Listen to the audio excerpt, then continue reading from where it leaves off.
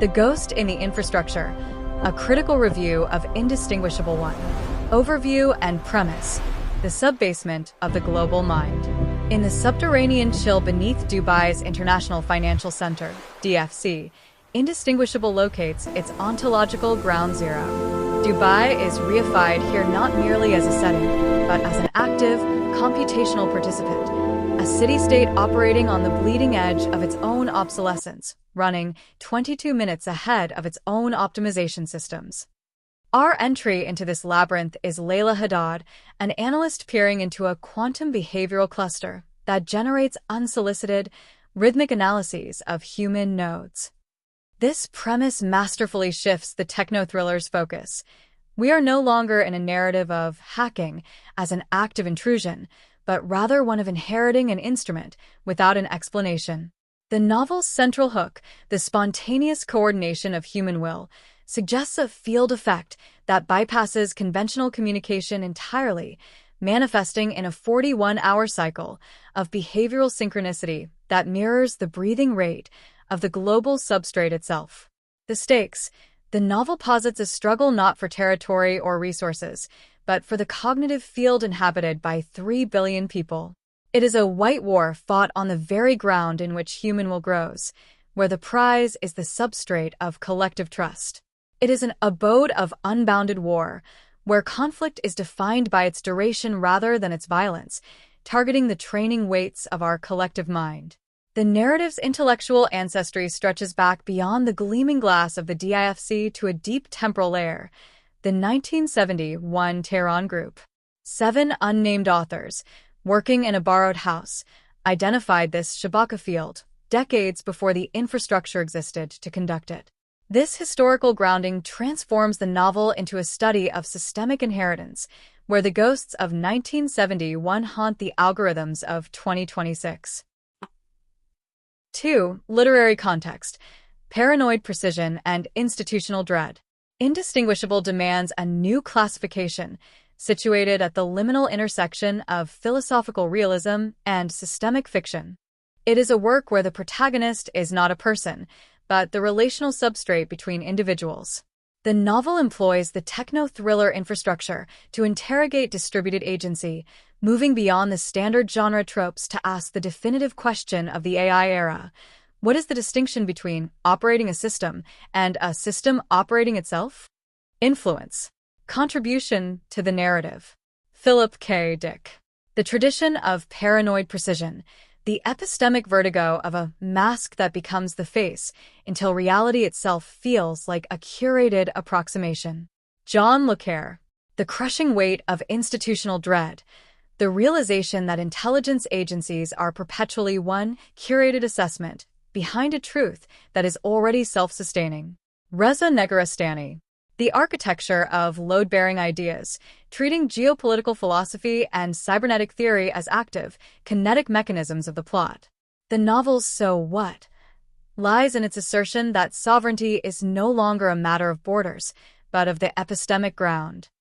By framing the struggle as a contest over the relational substrate of human cognition, the book transcends the thriller labeled to become a foundational text of systemic dread.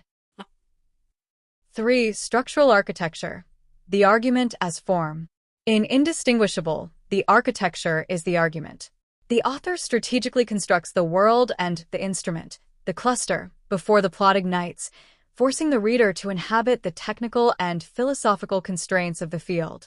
The novel adheres to a rigid 6 parts, 30 chapters structure that mirrors the field effect it describes. The coincidence engine, in which nodes are harvested in a vacuum of apparent inactivity, white war, in which the 1,200-year-old theorem of Ibn Maymun provides the strategic vocabulary for an invisible conflict, the accidental conspiracy, in which individuals find each other through the field's own coherence rather than intent, the field, in which the distinction between the machine layer and the biological organism begins to dissolve, the Dubai labyrinth, in which the DIFC reveals its true function as a pressure vessel for collective cognition, the pirate decision, in which the realization dawns that the authority is not coming, necessitating action in the space between jurisdictions. The pacing builds an ensemble across continents, creating a tension born not of kinetic action, but of the inevitable slow-motion convergence toward a threshold at 23:17 Gulf Standard Time.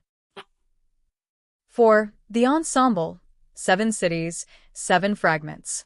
The novel employs a global ensemble to illustrate distributed causation.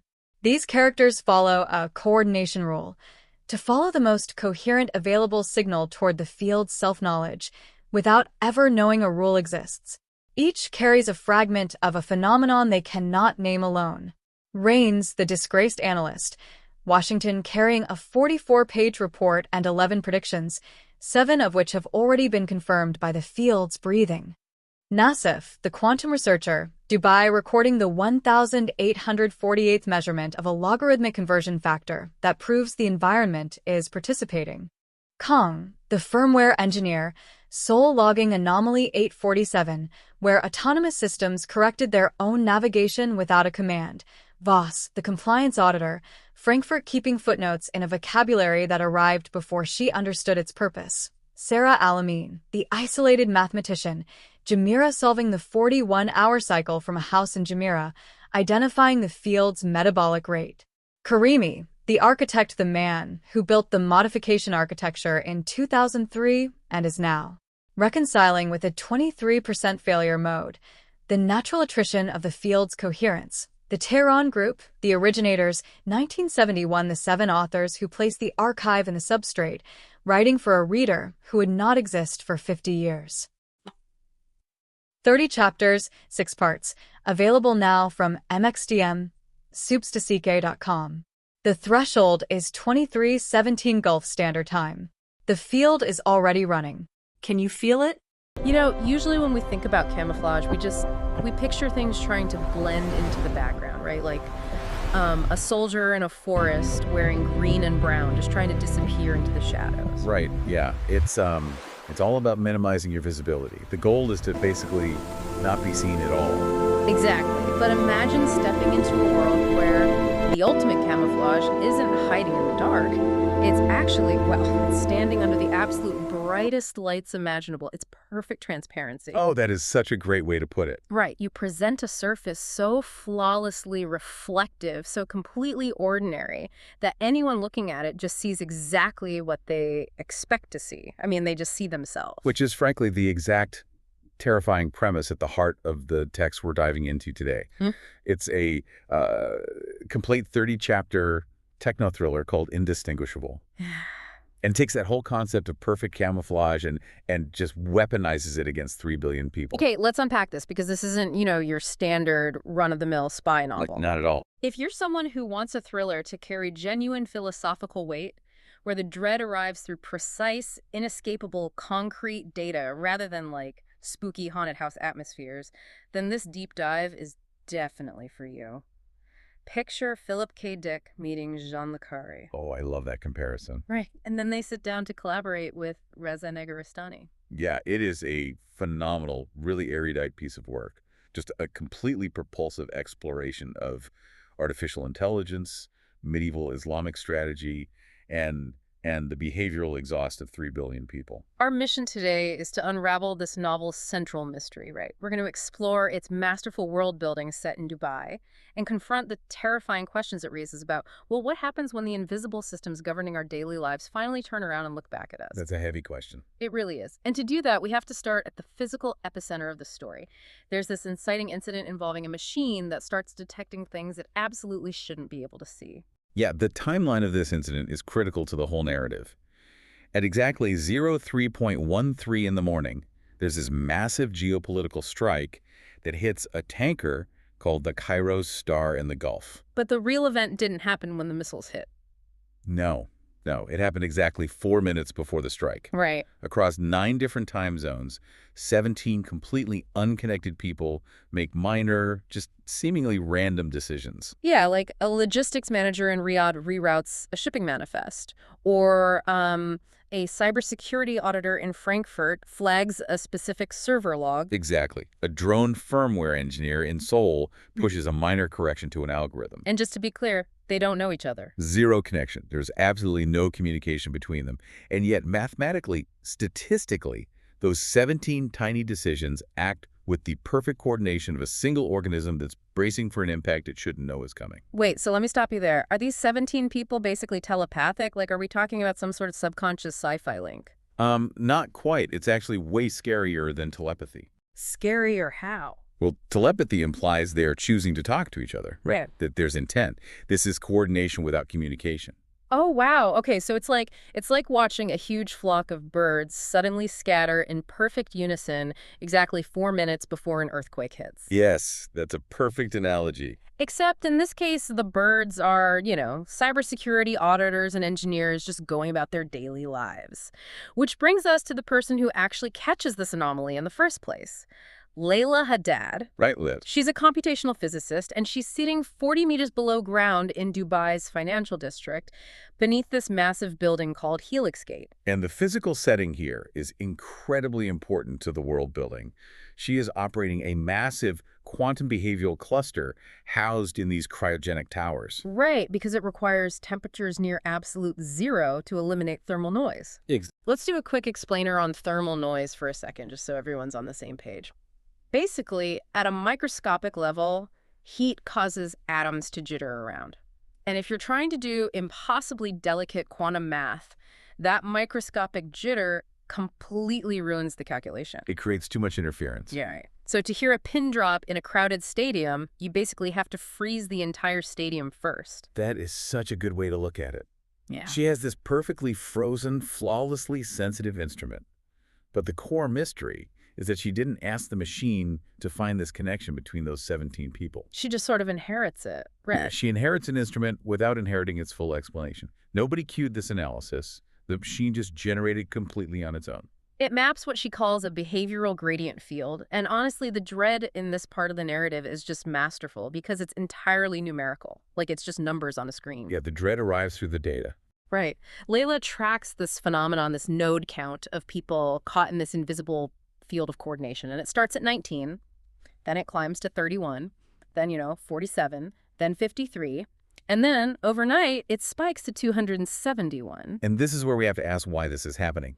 Because the machine isn't just a passive thermometer measuring a room. What the text makes brilliantly clear is that by observing this behavioral field with such intense, continuous quantum computation, the machine itself becomes a node within the field. So wait, the act of looking at the pattern actually makes the machine part of the pattern, like the classic observer effect in quantum physics. Precisely.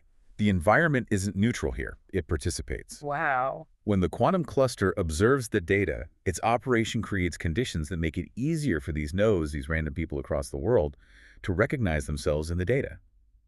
The cluster isn't just measuring the field is using the cluster to think about itself. Just think about what that means for you listening to this right now. I mean, every time you click a link, pause on a video, or, I don't know, change your route to work based on traffic, you are generating behavioral exhaust. Every single day. And you think you're just interacting with a neutral machine, but the book suggests the machine's observation of you is actually altering the field you exist in. It absolutely forces you to question the origin of your own choices. Right. So if this machine is accidentally participating in this massive invisible web of human behavior, what exactly is the web trying to do? Because, you'd think this is a uniquely modern problem. Right, with quantum computing and global data. Exactly. But the cluster's eerie, unprompted search logs pull up a ghost from the 9th century, a strategist named Ibn Maymun. Yeah, and if we connect this to the bigger picture, Ibn Maymun's strategic doctrine is really the architectural blueprint of the entire novel. Yeah. He writes about the reinterpretation of Taqiyya. Taqiyya, right. Which historically was a theological dispensation to conceal one's faith under the threat of death or extreme persecution. Right. You blend in to survive. Exactly. But Ibn Maymun reinterprets it as an active operational architecture. He literally turns it into a weapon. The doctrine of the White War. Yes. A conflict that is completely undeclared, unlimited in its duration, and this is key. It targets the epistemic ground of a society rather than its physical territory. Wait, let's define epistemic ground for a second. Epistemology is the study of knowledge. So we aren't talking about a war that tries to change someone's mind about, a specific political candidate or a brand of toothpaste. No, not at all. We're talking about altering the actual lens through which people perceive reality itself, right? Exactly. It doesn't Yeah. target what people believe. It targets the conditions under which people are capable of forming beliefs in the first place. And his theory ties perfectly into what we were saying about camouflage at the beginning of the deep dive. The ultimate camouflage in the White War isn't hiding. It's becoming perfectly ordinary. The mask that becomes the face. Yes. The text says that white is the color of the surface that reflects everything and reveals nothing. Here's where it gets really interesting, because that's why Dubai is the absolute perfect host city for this narrative. Oh, without a doubt. It is a city performing one continuous argument on its surface, while something older and much stranger runs 40 meters below it.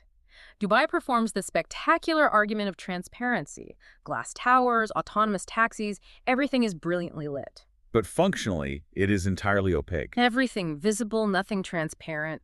The surface is just a mere curtain wall.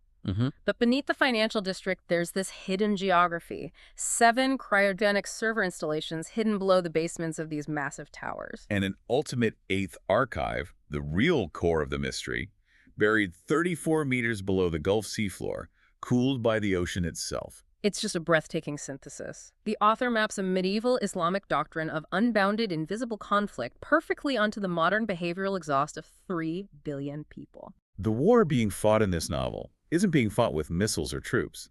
It's being fought over the most terrifying question you can ask in the digital age. Who gets to decide what a person thinks is their own idea? Okay, so we have this historical blueprint mapped onto modern behavioral exhaust. But, I mean, a theoretical math problem running on frozen servers in a sub-basement is one thing. How does this actually bleed into the physical world? Right, because it doesn't stay abstract. No. The field doesn't just stay in the data. It starts assembling its own response team. The accidental conspiracy. Yes. The field literally orchestrates a global convergence. You have this incredible ensemble cast, and each one is carrying a piece of something they cannot yet name. You've got Rains, who is a behavioral record builder in Washington. Kang, the drone engineer in Seoul. Nassif, a quantum biologist measuring coherence times in Zurich. And Sarah El-Amin, a mathematician who has been working quietly in Dubai for 2 decades. And remember, none of them are communicating with each other. Yet the field organizes their arrival in Dubai within a 90-day window. The field is essentially assembling its own room. But I have to push back here, because this is where the dread really sets in for me. How does a math equation summon people? Like, are these brilliant experts actually actively solving a mystery? Or are they just red blood cells being pumped through a giant invisible heart they don't even understand? What's fascinating here is that tension is exactly what drives the narrative. Are they agents with free will, or are they just optimized nodes following the path of least resistance created by the field? Right. And the genius of the book is that the physical manifestation of this covert war escalates in a way that kind of proves your point about them being blood cell. The drone storm. Yeah. This is one of the most surreal images I've ever encountered in fiction. Suddenly, out of absolutely nowhere, 214 autonomous military and commercial drones operated by 17 different completely unconnected agencies over the Gulf. They all orient their sensors toward a single ship, the Kairos Star Second. And then they do something mathematically impossible. They fly to a residential house in Jumeirah. And they don't just swarm like a chaotic cloud of angry bees. They move in a murmuration path. They perfectly mimic a complex phase diagram of coherent motion. Right, and a phase diagram is basically a mathematical map of how things move or change states together, like water turning to ice or birds flocking. And these drones are mimicking a specific mathematical diagram that Sarah El-Amin had written 22 years prior. It's a stunning moment in the book. But wait, I need to understand the mechanics here. How do 214 drones from completely different agencies learn a 22-year-old math diagram they were never programmed with? So this is the theoretical bridge between the digital data and physical reality.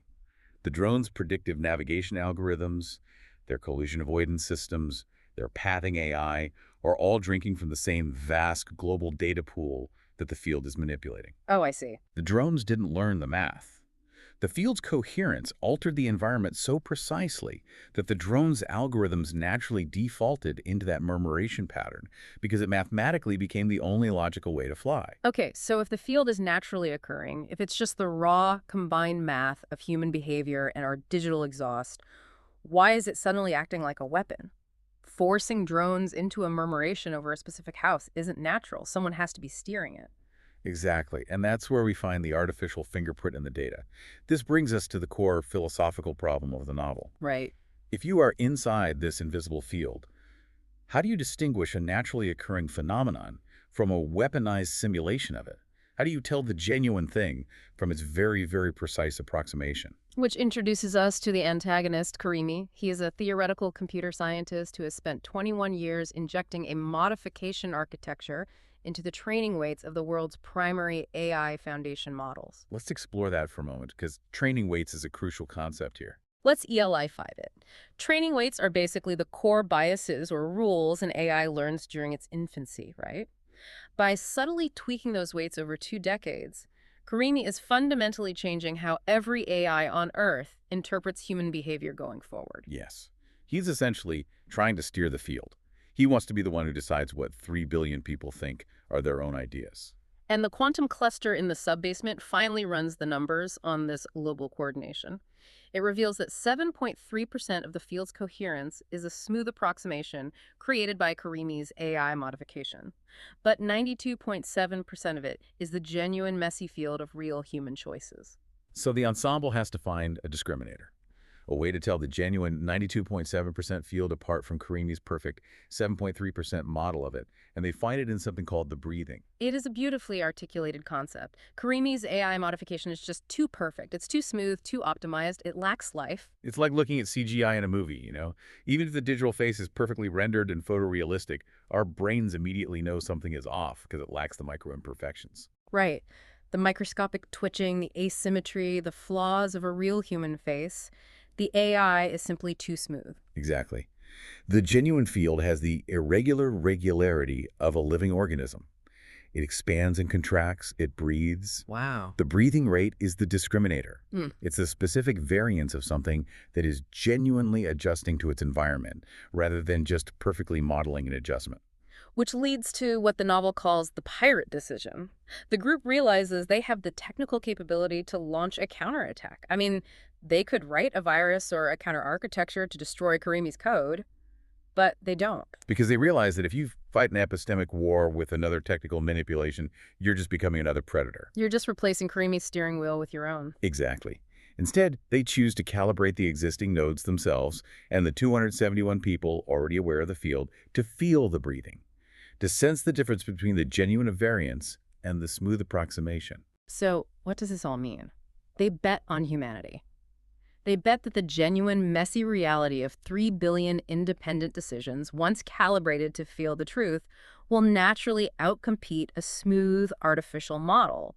The field will defend itself. But we have to acknowledge what this cost them. For decades, these characters lived under hypercamouflage. They practiced the doctrine of the mask becoming the face. To calibrate the field to introduce this genuine variance back into the system, they must drop the mask. It's a terrifying sacrifice. They have to step out of the perfect transparency of the White War and become visible to the very systems that are hunting them. I mean, what does it cost when something that has been invisible your entire life finally looks back at you? Everything. But the thematic brilliance here is unmatched. The ultimate defense against artificial manipulation isn't building a better, stronger AI. It's the inherent, unpredictable messiness of genuine human life. And this is exactly why this narrative resonates so deeply with our reality right now. Just think about your own day-to-day. You checked a map app for traffic, you bought a coffee with a digital card, you scrolled a feed. You are generating behavioral exhaust every single second. And you are continually interacting with predictive algorithms that are trained on the exhaust of billions of other people. The feedback loop is tightening. The novel is holding up a mirror to us and asking, are the choices you make today genuinely yours? Right. Or are they just the smooth approximations of an algorithm nudging you, participating in your environment, without you ever even noticing? It makes you look at your phone a little differently, doesn't it? The scale of Indistinguishable is just staggering. It weaves 9th century medieval strategy, cutting-edge quantum physics, and global behavioral fields into a story that feels entirely too possible. It takes ideas that should be abstract and makes them completely visceral. It is an erudite, propulsive masterpiece, technically precise and philosophically serious. A novel for people who want their thrillers to carry genuine ideas and their ideas to move like thrillers. And the best part, 30 chapters of this novel are available now. Consider this your open invitation. The threshold is 23.17 Gulf Standard Time. Step into the labyrinth. But be warned, once you start looking for the field starts looking at you. Which leaves you with one final haunting question to mull over. If a field generated by the behavioral exhaust of 3 billion people achieved a kind of awareness, and it finally looked directly at you, what would it see? Would it see a genuine, messy, unpredictable individual? Or just another perfectly optimized, perfectly transparent node?